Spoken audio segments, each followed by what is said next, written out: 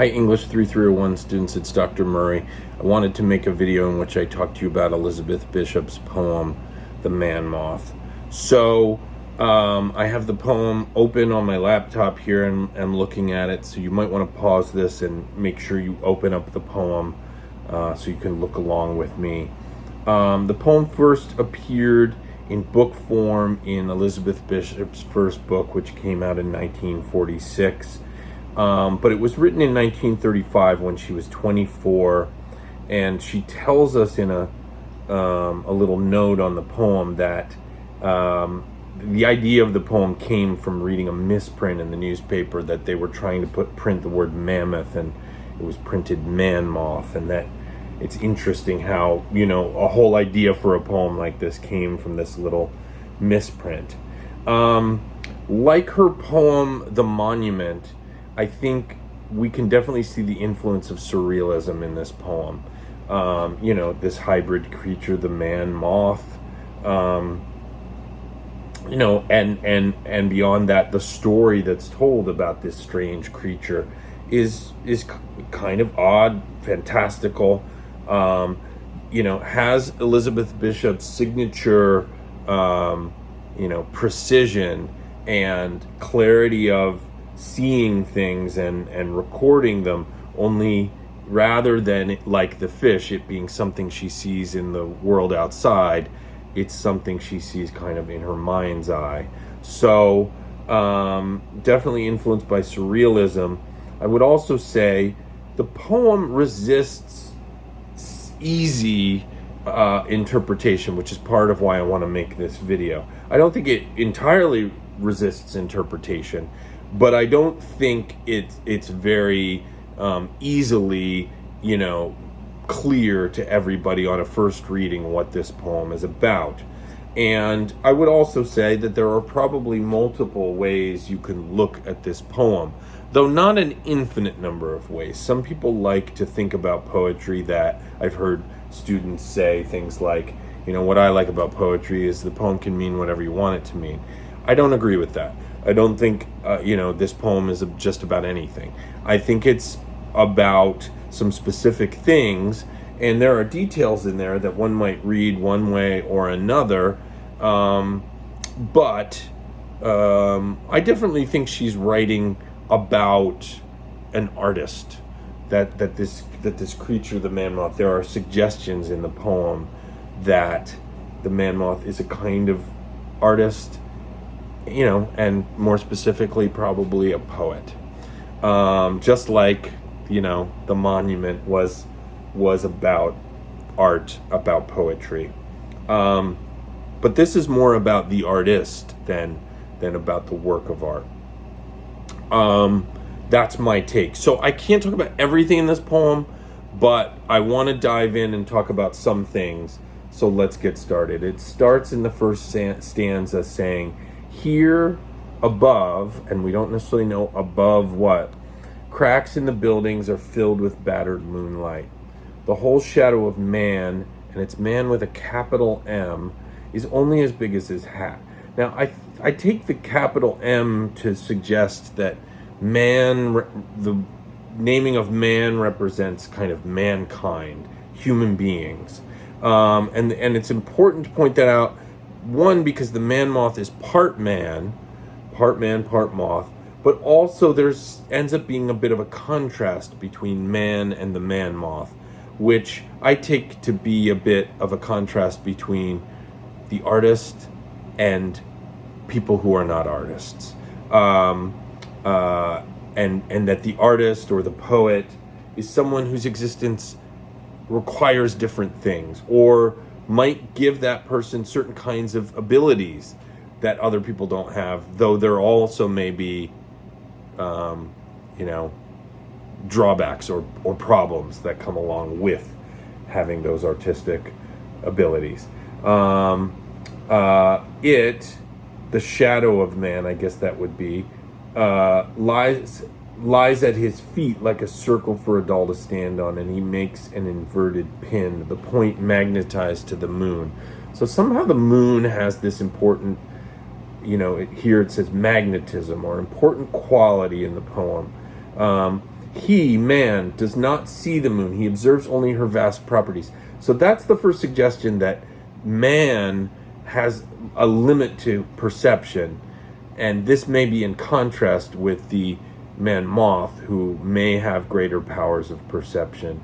It says, he observes only her vast properties, feeling the queer light on his hands, neither warm nor cold, of a temperature impossible to record in thermometers. So that's kind of interesting, because one of the properties of the moon is its temperature, but we're being told that it's impossible to record. Well, what does an artist do but in a way record?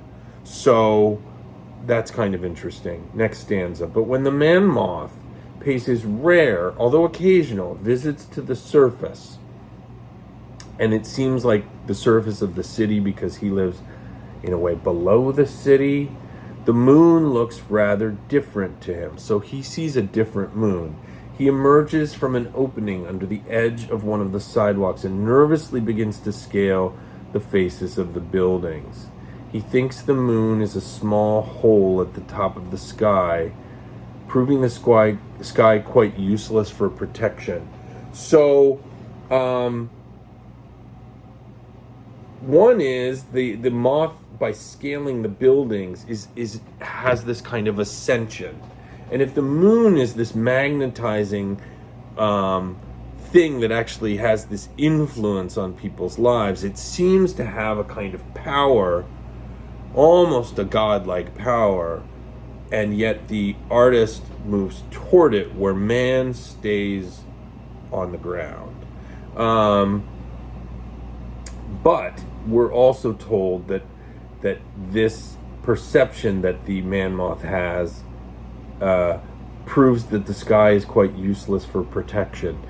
The Man-Moth is aware of certain vulnerabilities.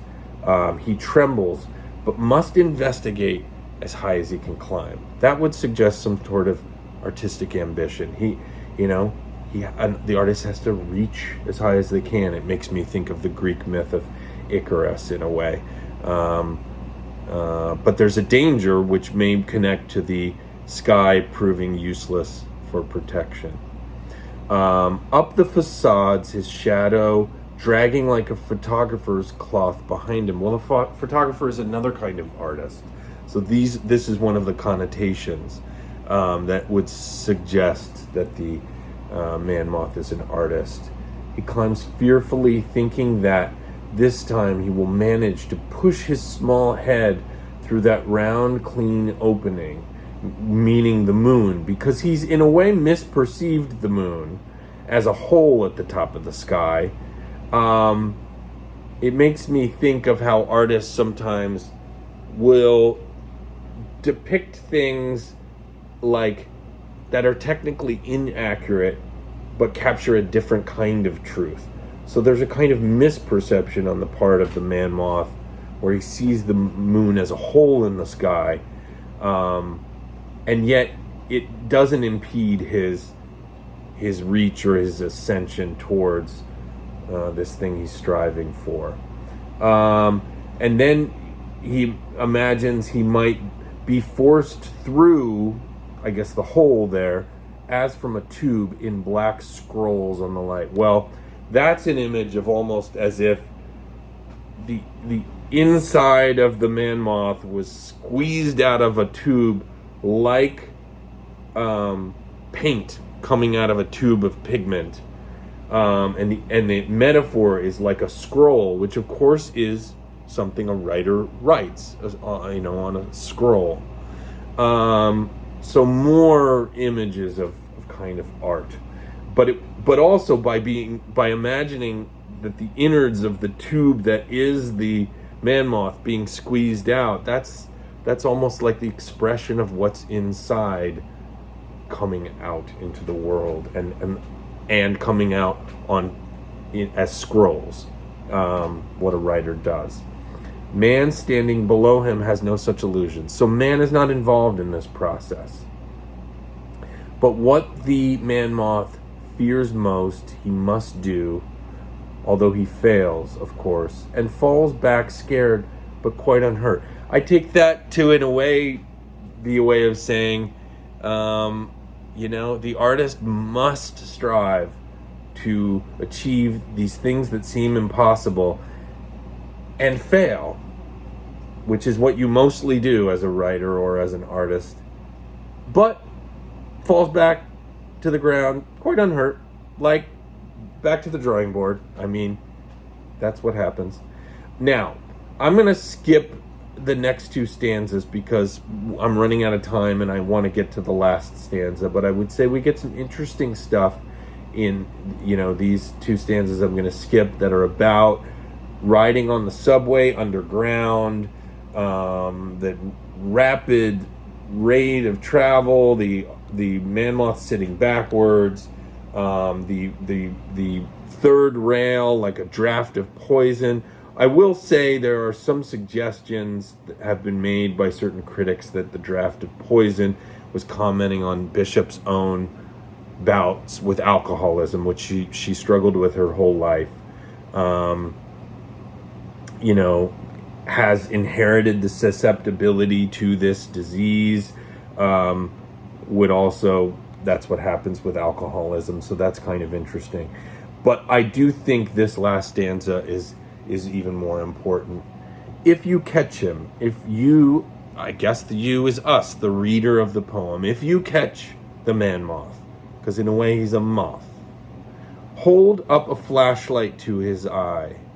It's all dark pupil, an entire night itself, whose haired horizon tightens as he stares back and closes up the eye. Well, one thing I would say there is, we've learned about Elizabeth Bishop that she is this person who sees and sees and sees. In this poem, in The Monument, you can see if you read the poem at the fish houses, describing that whole seaside landscape, full of the detail of all the things she sees. And where that poem takes her by the end is these intense insights about what she thinks the world is.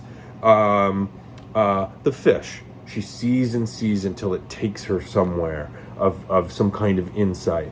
Well, when you look at the Man-Moth, his eyes are all dark pupil, meaning they are wide open and letting all the information in. But there's something dark about it, an entire night itself. Elizabeth Bishop had a lot of darkness in her. She had a very troubled childhood. Both of her parents were gone before she was 10 years old. One died, the other was in a mental hospital. That's also part of why the drinking was a big problem in her life. I once read in a biography of her that her therapist said to her, "You are lucky to even have survived your childhood." So that might account for the darkness throughout this poem. It's a night poem. But then it says, then from the lids of the eyes, one tear, his, meaning the Man-Moth's, only possession. The only possession is a tear. Like the bee's sting slips, this tear slips, and it's described as like a bee's sting. Well, a bee only has one sting, and when it stings, it dies. I'm just making connotations there. I don't know what to do with that yet, but let me keep going. Slyly, he palms it. So the Man-Moth reaches out and grabs the tear back that's slipping from the eye. And if you're not paying attention, meaning the reader, he'll swallow it. He'll swallow that, drink down that tear. However, if you watch, how did the monument end? Watch it closely. However, if you watch, the Man-Moth, he'll hand it over, the tear, cool as from underground springs and pure enough to drink. The tear is a poem. It is something that comes from the underground, deep inside, the underground where the Man-Moth lives. It is the essence of itself. It's pure. It's something that satisfies, that satiates with its, insight or its beauty. but you have to watch closely, as we're doing with our close reading here, in order to get this tear. Otherwise, the Man-Moth will drink it back up. I have to end there. I hope you think that's interesting. I do. Hope you're well.